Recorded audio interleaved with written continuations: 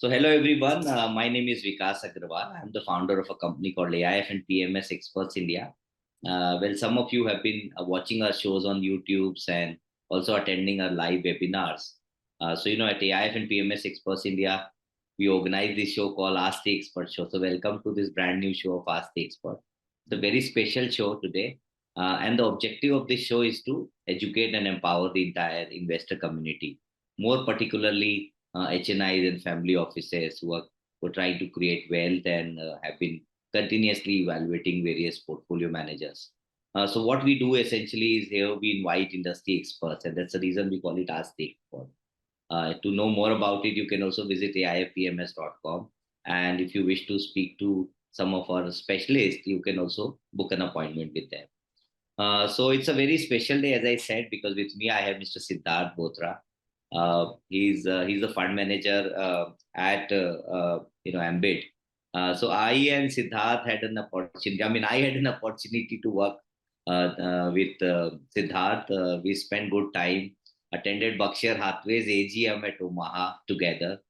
Spent almost a decade working together at Motilal Oswal, where he was not only instrumental in terms of shaping up the entire investment philosophy at Motilal Oswal, but also played a very, very significant role in terms of scaling up their mutual fund piece. You talk about their various mutual fund offers. Siddharth was always part of the investment team and added a lot of value in terms of the overall the appreciation of the NAV. So Siddharth brings about almost 23 years of experience on the table. Studied from ISB Hyderabad, and spent almost 18 years with 18 long years with Motilal Oswal. Started as an institutional analyst at Motilal Oswal institutional equity. So he was part of the institutional equities initially, and as an analyst, the natural extension is that he became the fund manager within the house, got promoted as fund manager, and spent almost 18 years out there. And then he decided to join Ambit. Well, Ambit doesn't need introduction separately, but those of you who have joined here for the first time, very quickly, Ambit has been running a coffee can investing PMS for over 5 years, close to 5 years now, and have been very, very consistent in terms of delivering the deliverables in the hand of investors. So Siddharth has recently taken over this position and want to further add more value in terms of whatever changes that he wished to do in the fund. So today we'll try and read his mind and understand how things are shaping up out here. So without any further ado, I would now hand it over to Siddharth. So Siddharth, firstly, thank you so much for taking the time out from your busy schedule and making it, and happy to speak to, I mean, you've agreed to speak to our investors. So we are very happy and thank you. Thank you for the same. Thanks, Vikas. Good evening, everyone, and thanks so much for having me here. I'm delighted to be able to chat with Vikas and the entire team here. Yes. Yeah. So Siddharth, so what the format of the show is, as we discussed, is very simple. We'll be asking you a few questions because we keep talking to our investors. We keep getting few questions from them. So if you are okay, we'd like to have extempore sort of conversation, and wherever you feel like, I'm making you host here, so that if you want to use any of the slides, you can do the screen sharing and do it. So let me make you host here. So is that fine? Can we move ahead? Yes, please. Okay. So Siddharth, my first question: how are you settling down at Ambit after spending 18 years with Motilal Oswal? And what are the challenges that you see here, and what are the advantages that you see here when you've taken over the coffee can investing portfolio? Over to you. Sure, thanks. So, it's for me, when you look at it, my investing style was always to look at compounders and, more long-term in nature. So even the funds that I used to manage earlier there were similar in nature. If you recall, the first fund that we had launched was Focus 25, which was a focus fund where we didn't have, we typically had 2021 stocks. And the reason we had launched it was that we wanted to have in a mutual fund platform what we used to do in PMS then. So from that regard, if you see my move to Ambit, I've been pretty fortunate because the fund that, I've been given to manage here This is a 7-year-old fund, and the investing style is very similar. In fact, at Ambit Asset Management, they were one of the pioneers to come up with this a long time kind of investing where you try to, play on the magic of compounding. And they've rightly called it the Coffee Can Fund. And this fund has a legacy of almost like 7 years plus. And, out of which, 4 years they were literally having almost like in first 3 years, more than 10% alpha. The performance in the first 4 years was fantastic. And so that way I'm delighted. It's a great team. We have some of my colleagues on the fund management side as well as on the research side. They have a similar kind of a mindset. The firm as such is very focused on this particular style of investing. So, pretty happy being in this space. Great. My second question, Siddharth, is let me start by asking you a question because you covered the entire equity market. So, what are your house views on the markets now? We see mid and small caps falling down. At the same time, people are concerned about elections, who's going to come, and there is some amount of uncertainty. So, maybe we'll start with your house views on the markets and then come to the other aspect. Sure, Vikas. So, I think on a long-term basis, we are very bullish on India. We think that, we really are in one of those kind of periods where almost every things is kind of, combining together. And from that perspective, the fact that, we are in a position where there are not only just several secular aspects playing for you, but even otherwise, if you look, the impact of the reforms, the impact of cyclical downturn we saw 2, 3 years back, everything is kind of aiding us, whether you look at this or even if you look globally, even that's helping us a lot because there are very few markets today which are looking as attractive as India. So we feel we are in one of those, golden periods where over the next 3, 5 years, it should be an excellent time for wealth creation. And, I would believe that in the next 3, 5 years, India would become one of the key markets. And anyone, who has a long-term perspective of 5, 10 years, I think India would be the key market to be investing in. So that's with regard to our view on the markets as such.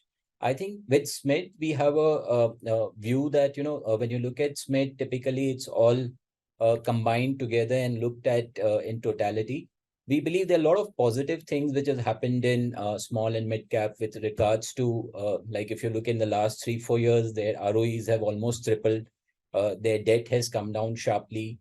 And many of the companies within that are looking, shaping up in whether you see in terms of market share or in terms of scale, they are coming up pretty fast. But we think, there's a stark, demarcation within that, while you have some very quality and upcoming stocks within the, company sectors within the SMID segment. But, there are like 2,800 companies. So if you remove 100 companies, then we are talking of a big bucket of 2,700. So when we look at that, then I think, if you were remove, again, a small bucket, which you would call is the quality stocks, then in the remaining, we do see several issues. I think these are from sectors which don't have a history of wealth creation. These are sectors where, typically it's very difficult to make cash flows. And many of these sectors we don't think can sustainably create wealth. So it's a mixture of both. We see a mixture of both an opportunity as well as risk within this. And so one needs to be very careful as to how they approach the SMID segment. And relatively, we feel that today opportunities are more on the large cap side. I'm saying that, Siddharth, there are two school of thoughts. So one says that, look, you should be picking up Cyclicals, you should be looking at the new India is getting changed, the way railway stocks are shaping up, the way government of India is focusing on new airports. So therefore, new companies are coming up. On the other school of thought, it says that, follow high quality, high growth and just stick to it. No need to evaluate a new offering, new companies, etc. So, and therefore we saw huge gap in terms of the valuations on both the sides. Now, where do you see going ahead? You see that momentum will continue, or you see that this correction, things will become the way it used to be during the last decade? So I would answer it like that, that, when you look at the opportunities, both, for compounders as well as cyclicals, firstly, it's with regard to what you are trying to do. So, if you're a long-term investor trying to create wealth over a long-term period, then I think typically, your focus would be more on compounders, because even in a period where there is a strong cyclical capex kind of a capex cyclical running, you will always find several derivatives of that, which you could play as pure compounders, which would be not as cyclical. So that's the broader context. Now, within that, if we were to just speak about how we are looking at it today, if you are not too concerned about not having both as such, then I would feel that the whole the last 4 years, the period we saw between 20 and 24, this entire uh, move has been largely characterized by some of these cyclical plays. So if you were to look at, I actually had some slides. If you want, I could play that. Uh, uh, sure, Yeah, please. I will. So I will. that would help, yeah, all the investors to kind of Perfect. read and yeah, Yeah, let take a me let me let me do that for you. Are you able to see this? yes, very much. So, I had this thing where, I was saying that, investment styles are also cyclical. So if you look at the period from post-COVID, particularly the period I've chosen is from March 21 till, this study we did till the end of Feb. So if you look at this period was typically characterized by high beta, a complete risk on sentiment, a retail-led participation, a very broad-based rally, which was also very small cap driven. So if you look at all these characteristics, it was almost opposite of what you mentioned is a more quality focused and more concentrated kind of investing, where essentially your focus is more on low beta. You try and avoid the high beta stocks. Your focus is more on capital protection first. A lot of these stocks are more institutional driven. Again, these portfolios are very concentrated. The idea is, like Buffett says, that in your lifetime, for individual investor, he says you should try and have not more than 20 punches. So here again, the belief is that you identify, say, 15, 20 very high quality companies and hold them over a period of time and let the compounding do the magic. Again, this strategy is typically more large cap bias, because the kind of characteristics you are looking for in a compounder, you will typically end up more with large caps here. So if you see what has happened in the last 4 years, is we have seen a period where, say, the Nifty 50 returns for this period between 2.11 months was more like 13-14%. If you look at the Nifty mid cap, it was around 33%. And as you go further down, when I say it was very small cap driven and more broad based, say if you look at the stocks between 1,000 to 1,500, the return was almost like 43% CAGR over this 3-year period. So this has been a very broad-based rally. A rally, I would say, is very similar to what we saw between, say, 2003 to 7, or if I were to go back between, say, 91, 92 to 94, 95, that period. So that's the kind of a rally we have seen. And typical to such high beta rallies, if you look at which are the sectors which have done well during this period, uh, you know, uh, it's the entire PSU pack. It's the reality, which has been one of the biggest performer. If you look at the infrastructure, the utility, so these are sectors where you will typically not associate with very long-term wealth creation, free cash flow or ROE, which allows it to kind of create that kind of wealth. And if you look at the Nifty returns, many of what you call so-called compounders or quality companies in the segments that you find, they have typically just done a performance which is similar around the index level. So we feel, I started off by saying that investing styles are cyclical. Our sense is that, there was this very nice presentation by the Novama research wing, where, they talked about how typically a market cycle starts, the early cycle starts with quality, the quality does well, and then you have the late cycle, which sees quality underperform, the cyclicals come down, and again then the downturn. And our sense is that we are reaching a point where again it would be back to the quality performers. So we kind of concur with this study. And we already see several signals for that. So if you look at the SMID as a percentage of market cap today, it would be higher than what it was in 2007-8. This accounts for almost 40% of the GDP. Similarly, I think this point, not many people have kind of bought in, which this strategy report by Novama has bought in, where if you look at the period between 2003 to 8, where which we often compare this period with, that period was led largely, big way by the revenue growth. Also, in a period where the global commodity cycle was an upturn, global economy was doing well, the credit growth was strong. What we have seen in the last 3 years, where we have seen strong earnings, is while the earnings growth has been very strong, the revenue growth's been very weak. And when you look globally, there's been issues in Europe, there's been issue. I mean, overall growth has been weak, and this has been more a margin-led growth. So unless you get a sense that revenue growth is coming back strong, when you look 3 years ahead or 2 years ahead, this is unlikely to be sustainable. So in such an environment, what you will see is again a move back to quality. So from that perspective, my sense would be that we are going into a period where it would be back to quality compounders. And that shift, I feel, is already started happening in the last 1.5 month. And if you were to kind of look at the index, or go further deep down, you would feel that that move has already started. Great, excellent. So you see that the high quality and high growth will continue to sort of hold the markets, and some of them which are undervalued now will eventually bounce back. For So example, I would say quality and durable companies. So durable companies are typically companies where you have great management, great quality business, and they're typically moderate growth companies. It's very difficult for you will find very few companies which would be very high growth company in a which you would call a compounder over a long period of time. Typically, high growth you would find more in cyclical companies, where you have 2-3 years of very strong growth, and then they peter off, and over a 10-year, their growth is nowhere compared to a compounder. So I would say, quality compounders or durable plays is where we see market moving towards.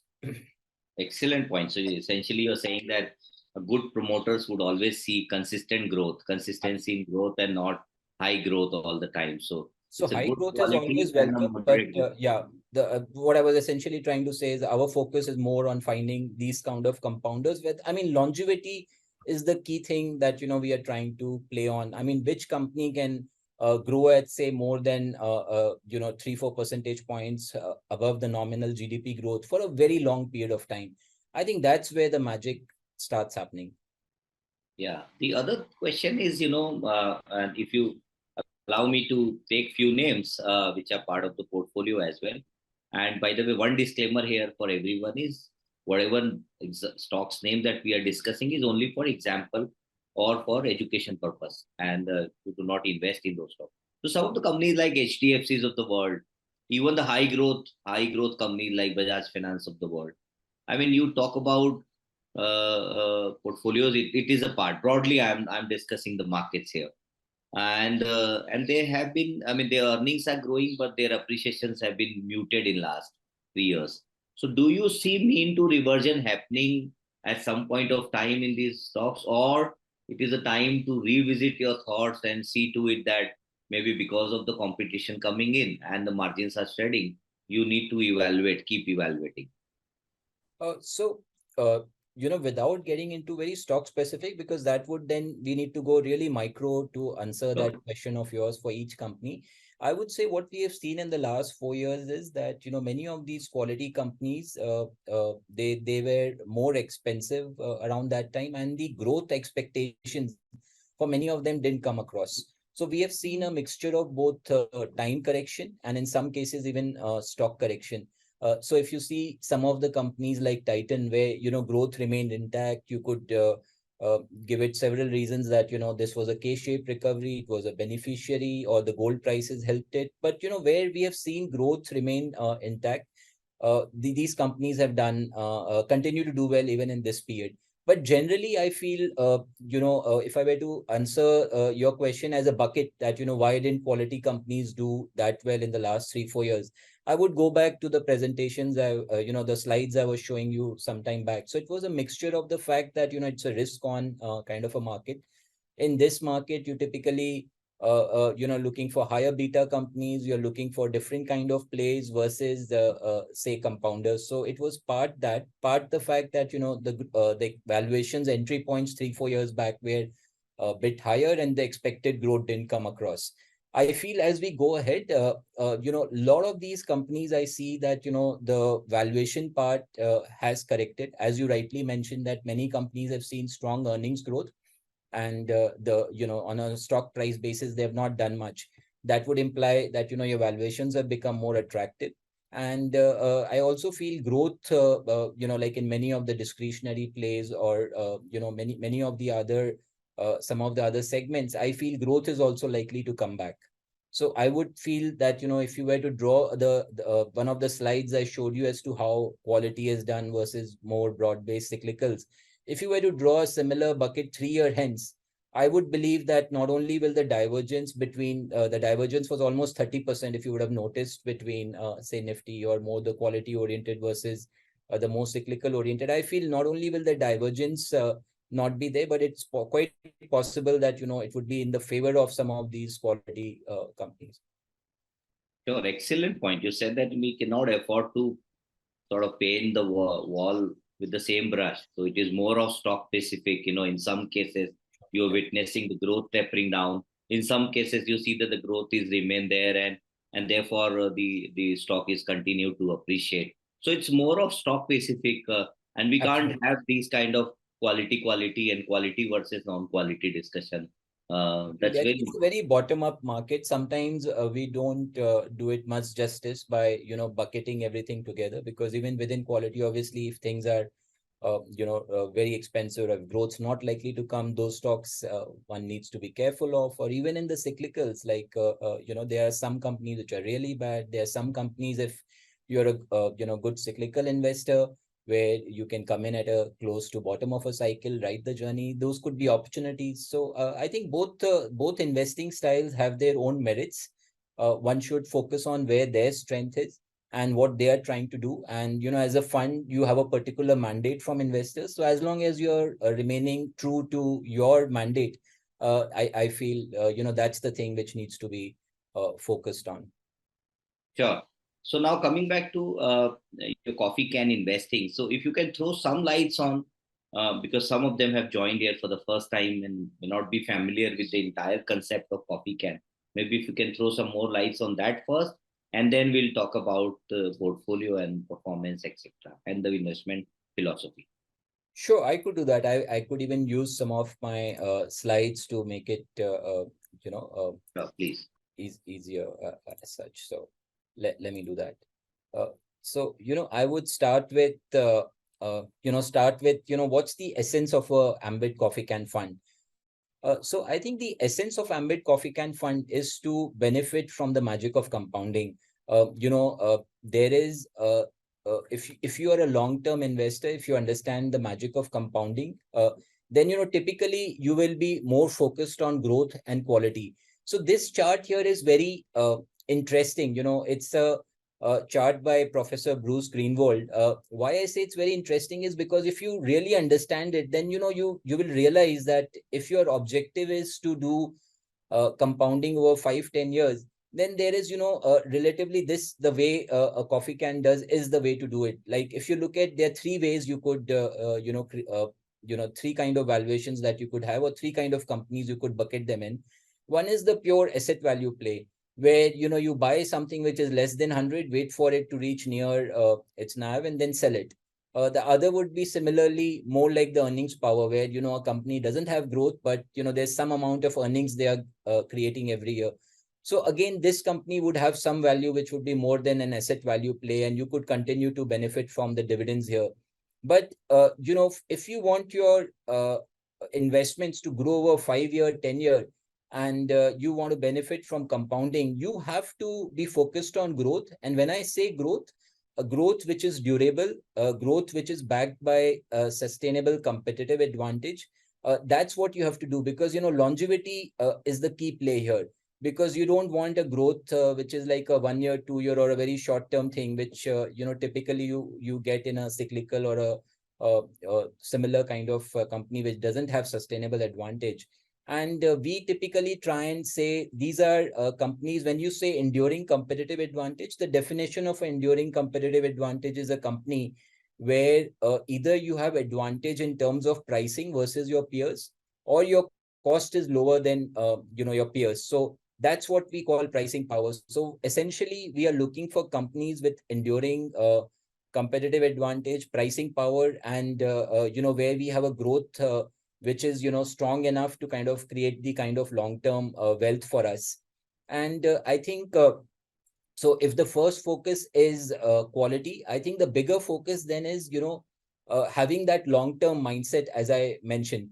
And this is where I think as a house or as a coffee can, we try to differentiate. So to just give you a number, since inception, if I were to look at a churn ratio for a coffee can, even if I include the recent churn, one-time churn that we have had, it would be less than 20%. And on a 7 year basis, if I were to remove the recent churn we did, it would be roughly around 10-12%. So what is that mindset we are talking of? What is the mindset which kind of impedes compounding? The moment you start thinking next quarter versus next decade, or when you are more focused on stock price movement versus business fundamental, or you're more focused on action, like every news or every 10, 15, 20% move in a stock, you want to do some action, versus thinking, or you want to be with the comfort of crowd. So crowd would always be the comfort of crowd would be there in stocks which are doing really well, where recency bias is there, where the last 1-2 years been good. So the moment you try and do anything where either you're buying something which is at contrast to the crowd, the comfort of crowd is not there. You need independent thinking. Again, I think this clearly necessitates more alpha focused kind of a thing rather than asset gathering. When I say alpha, I'm talking a long term wealth creation. So if you feel that buying quality, holding long term is the way to create alpha, then you have to do that, and not be focused more on trying to have the fashion quotient, like adhering to the whatever is the fashion in the market, which I call the asset gathering. Because markets every year will have 2-3 fashions, and if you're in the asset gathering kind of a mindset, you would try and do everything which is in fashion today. So that's not what we try to do. Our focus is more on absolute performance. While being absolute performance, we believe that obviously on a long term basis you need to be relatively better off for any investor, both from an index perspective and your peers, for investors to be able to look at you. And this is how I would summarize it. Our advantage, we think, is in behavioral advantage, because you must be aware there are only three kind of advantages that any investor can have. One is the information advantage, the other is the analytical advantage, and the third is the behavioral advantage. When you look at the information advantage, I think in today's world, this is like fast dissipating. Earlier, if you had access to a Bloomberg, or even before that, if you had access to the company, the management, or the latest reports, you had a great advantage. I think all those things in today's world is fast dissipating. Even the analytical advantage is not an enduring advantage, because if you're getting your analytical advantage by having say a particular model or way that you do, those models can be copied. Someone could take that model and try and do something similar. Or if you have an analyst who's very good, those analysts could be poached. So I think the only advantage which is really enduring is the behavioral advantage, where you think long term, where you think quality, and you don't get much moved by what's happening in the short term in the market. And this is where our focus is. The key differentiator, we typically label it in 5 things. One is we look for companies which have enduring pricing power, which is essentially sustainable competitive advantage. And the second and more important thing is, while we look at quality first, our focus is more on forward-looking quality. we look for managements who play the long game. We don't want to buy companies where, we feel management is trying to play to the gallery or do short-term things. We like managements who think long-term, who are able to think 5, 10 years away, and who are not too bothered about how markets would view them in the short term. We always look for conservative capital. We don't take leverage. And lastly, margin of safety is important, but margin of safety is often misunderstood. In growth, if you were to go by a margin of safety as to how many people conventionally believe it to be, that is buying stocks in 10, 15p or 20p, we think margin of safety is when you buy stocks which are widely misunderstood by a large margin. That is, people are either not able to get the longevity, or people are not able to understand some of the aspects of the company. That's where the margin of safety comes in for these kind of companies that we look for. uh, and we have two filters, which is, one is a quant, one is a qualitative one. We give 30% weightage to the quantitative framework, almost 70% on qualitative framework. And once we pass it through is how we get our companies which pass this filter. So this is how I would kind of quickly summarize about our investing style. Can you also throw lights on quant, because you said 30% is coming from quant strategy? So does the quant suggest you or gives you signal that these are companies which may not be a part of your universe, but then they are kind of likely to sort of do well? So I think, when you're doing investing, both go hand in hand. You cannot not do quant and do qualitative, or you can't do qualitative without doing the quant. Both have to give you the same answers. Why I said we give higher focus on qualitative, because that's where you can bring differentiation. When I say qualitative, it is about understanding a management. Now, you can have two companies with a very similar kind of financials, but if the management of one company is very focused, very long term oriented, honest, and their the wealth creation there would be very different. If he's good at execution, very different versus somewhere where you don't have these traits. So we focus more time on qualitative factors. So when I say quant, I think quant for us is a derivative. Once we feel, say assuming you say a company has pricing power, so typically it would be visible in the quant. Like in a quant, what you will see is margin volatility will be very low. If you look at his gross margins or EBITDA margin, the standard deviations there would typically be less than 15%. You would compare it with the industry benchmarks, and you will realize that he's much less volatile versus the industry.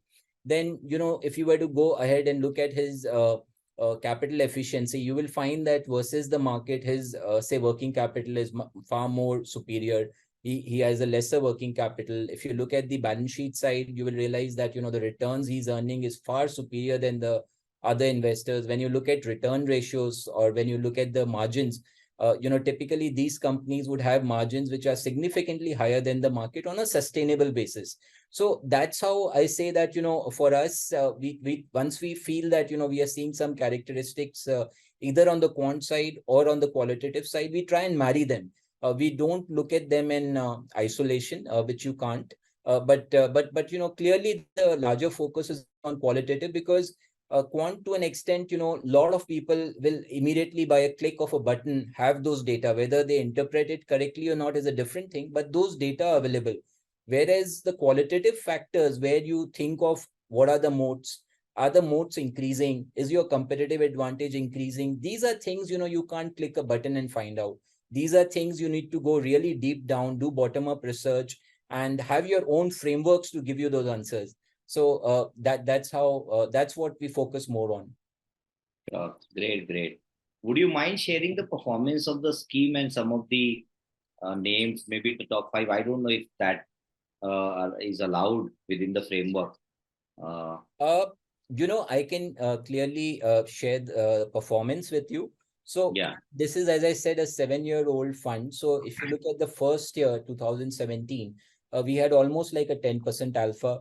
When you look at 18, again, we had a 10% alpha. If you look at 19, again, there was a 6-7% alpha. 20, again, we had almost like 6-7% alpha. So what I mentioned is out of the 7 years, the 4 years we had great performance.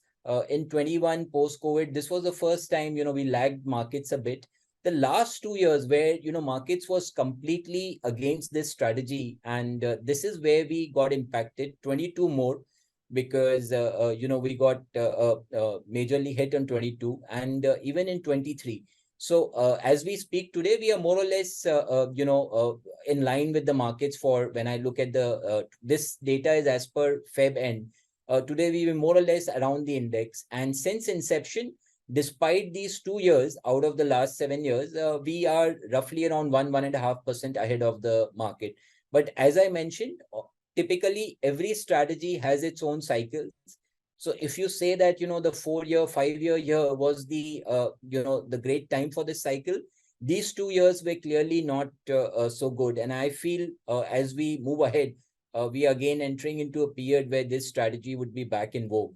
And as I was mentioning, I could share some of the recent changes we have done, because this was anyway part of a public presentation we did very recently. So it's out in the market. So some of the new buys we have done is we have bought in the last 3 months since I joined.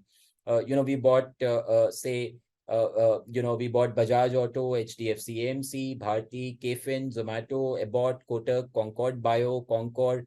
And, when you look at our industry-wise mix, what we have done is we have kind of bumped up our weightage for the financials.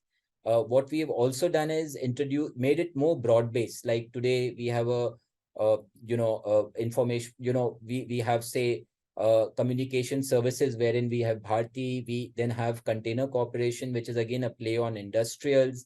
Within financials also, which is now around 32-33% for us. Earlier, where we had only private banks, now we have 3 private banks, we have a life insurance company, we have a capital infrastructure play, and we also have an AMC. So it's become more broad-based, and that's what we have done on the portfolio side.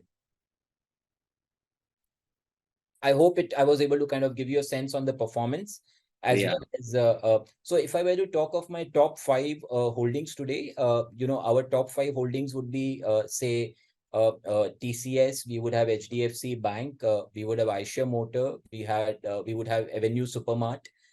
So these would be some of our top holdings today, and ICICI Bank. Okay.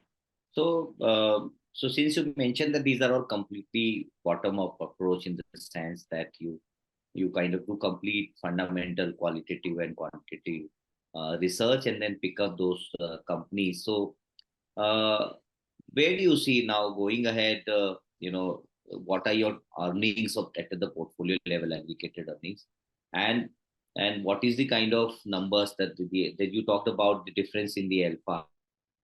So you think that those gaps will be covered as we move ahead? Surely. So what typically happens is that, for every strategy, there are some periods where they do very well. There are some periods they don't do well because that strategy is not in vogue. So if you were to go back, say 3-4 years back, value for a long time, value as a strategy for a long time, say, I would say between, say, 15 to 18, 19, or even 20 was not doing well. But if you see, that came back, and once the strategy comes back, gets into play, then it kind of covers of that gap. So that would be our belief, that if you were to say, if we are 7 years done in this fund, so if you look at it on a 10-year basis, and when you look at the composite performance within that, some of these gaps would to my mind clearly been filled in. I mean, it's a forward looking thing, in the sense, what I'm trying to say is that as and when this strategy comes back, obviously it would negate the impact of 2 years where this strategy didn't work for us. Sure, sure. So now I'll open the forum for question and answer. So in case any of you have any questions, please feel free to write in your questions in Q&A box, which is on your right hand side, not on the chat side. While they are asking the questions, so my last question would be, Siddharth, is that if you can also throw some more lights on which are the 2-3 sectors you feel are likely to do well, which you are banking on? And then, of course, we're not going to talk about which stock that you're picking up out of that, but maybe if you can throw lights over. So I will tell you more on a broader theme, like one theme where I'm very positive on, which I think will play out. So one of those is that if you look at the last 3-4 years, what we have seen is we have seen a more K-shaped kind of a recovery where, you if you were focused more on the upper segment and so on, you did well. I believe what has happened in the last 3-4 years is as the economic growth has continued and some of it has progressed down and the government focus is now shifting more and more there.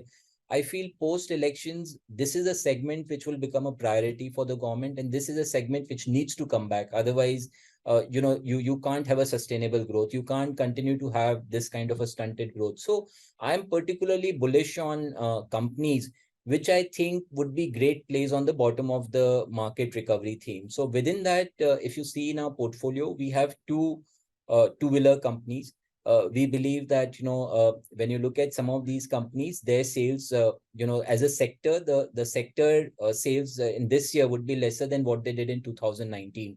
And so I feel there's a strong cyclical recovery possible for these two-wheelers, and these two-wheeler companies are great in the sense that like every sector, if you want to try and see whether there's quality, one of the things that you can see is that what is the age of these companies, how long have they been surviving. And when you see companies where the old promoters are still continuing doing well and winning, that tells you that that industry is very positive, that's an industry where money can be made. So that's one segment which we think would be a clear beneficiary as and when the bottom of the market revives. The other play within that could be, say, telecom. I see no other better play which gives me a real insight, kind of a real play on the entire bottom of the market. Now, whether it's your maid, whether it's your servant, everyone today has telecom. This is a sector which is almost now becoming a duopoly. This is a sector where when you look at the pricing, it's significantly lower than the global comparison. And, you don't have any major capex anytime near soon. So I think plays like this, or say other than these two, I think financials itself as a bucket, because as I rightly, as I was mentioning to you, that's one of the largest segment for us. I think some of the concerns on the financial sides are overdone. With respect to what we own. So if you own PSU banks and all, anyway, there's no concern. So, we own a lot of the private banks, some insurance companies, and so we feel the concerns there are overdone. It is quite possible that for 1 year, that is, I'm saying 2025, earnings could be muted. There could be an high pressure, the earnings could get impacted. But, you don't value these companies based on what would happen in the next 1 year earnings. These are companies, if you feel that if the nominal growth rate would be, say, 11-12%, and, your credit growth could be somewhere slightly above, these are companies which could grow much more than that. And, many of these companies would have market share gains. Within that, they would be able to, from this point onwards, even improve some of their margins. So I think they are very, these plays are available to you at, valuations which are decadal low. So I think they, on a 10-year basis, are very, very safe, 17 to 18% plus kind of compounding stories. And so that's again a segment we are very positive on. So these would be the top two sectors where, we would be very positive on. Other than that, the discretionary segment itself looks very interesting. And within that, we are, also very positive on some of the new age companies because you believe, these companies could continue to grow at a very, very fast pace for a very long period of time. And these are companies where the opportunity size is very big and the moats they have is still not really well acknowledged. So these are, just to summarize some of the themes or segments where we are very positive on. Great. With that, we would like to conclude the session. It was a pleasure in speaking with you, Siddharth. Thank you for taking the time out. Thank you. Thank you, Vikas. Pleasure talking to you. Thank you so Yeah. much. Thank you, everyone, for joining the call. In case you have any question, please reach out to us at aifpms.com. And if you wish to speak to Siddharth, we would be happy to arrange your call with him on one-on-one. Thank you. Thank you so much. Thanks. Thank you.